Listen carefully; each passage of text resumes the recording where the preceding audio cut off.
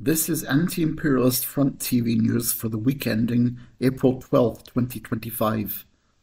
Protests continue in Turkey.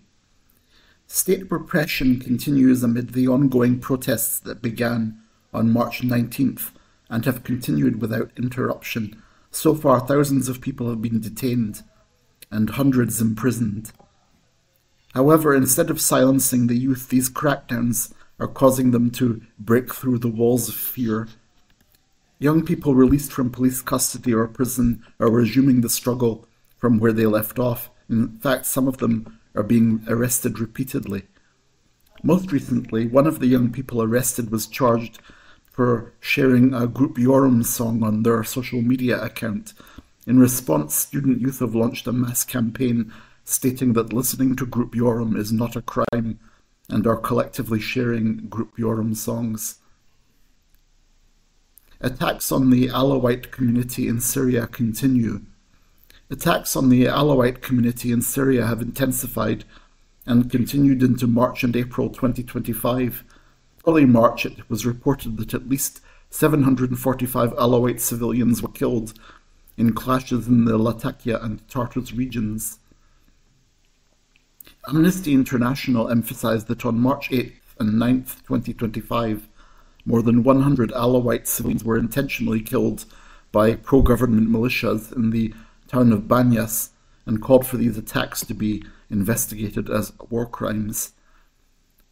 Alawite communities living in Turkey's southern provinces have organized protests against the massacres, calling on the Turkish government to reconsider its military support for Syria. The international community has condemned these attacks, describing them as reaching the level of genocide, and is calling for the immediate cessation of violence against the Alawite community in Syria and for the perpetrators to be held accountable. Massacre and famine in Gaza. In recent days, Gaza has been experiencing serious humanitarian crises due to Israeli airstrikes and the blockade. As a result of the attacks, children in Gaza are deprived of their basic rights and are struggling to survive. In addition, some bakeries in Gaza have closed due to the flour and fuel crisis, and thousands of Palestinians are at risk of acute hunger and malnutrition.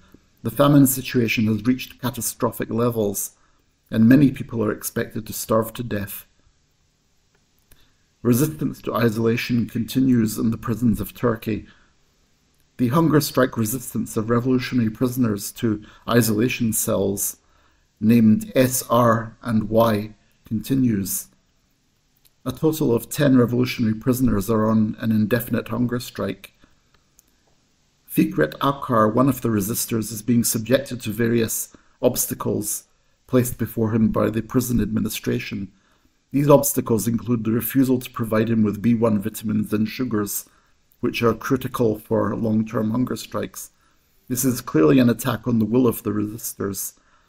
Aside from its political significance, B1 vitamin is vital for preventing disability during long-term hunger strikes. To break the attack against Fikret Akar, a campaign was initiated by IS4PP, formed under the leadership of the Anti-Imperialist Front. Solidarity supporters from around the world are sending sugar and carrying out solidarity hunger strikes to show their solidarity with the imprisonment of Akar.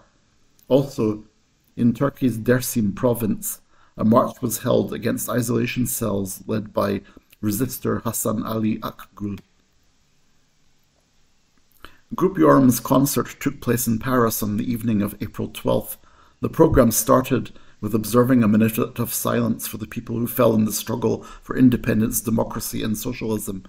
Speeches were made on behalf of Tayad and the Anti-Imperialist Front, highlighting the ongoing resistance to the isolation-type prisons in Turkey. A friend of hers performed a monologue entitled "I Am Capitalism." Grup Yorum received a standing ovation. With their songs, they inspired struggle against fascism and imperialism. 3 Italian musicians joined Grup Yorum on the stage and they sang Ciao Bella at the end. International Law Symposium held in Athens in memory of Ebru Timtik. On April 5th and 6th, the Athens Bar Association hosted the second International Law Symposium in memory of Ebru Timtik, an honourable lawyer who died after a 238-day hunger strike demanding a fair trial in Turkey. Organised by the People's Law Office International Office, the event focused on imperialism and the law. Lawyers from India, Palestine, the Philippines, Mexico, Peru, Canada, the USA, Germany and Greece participated in panel discussions over 2 days.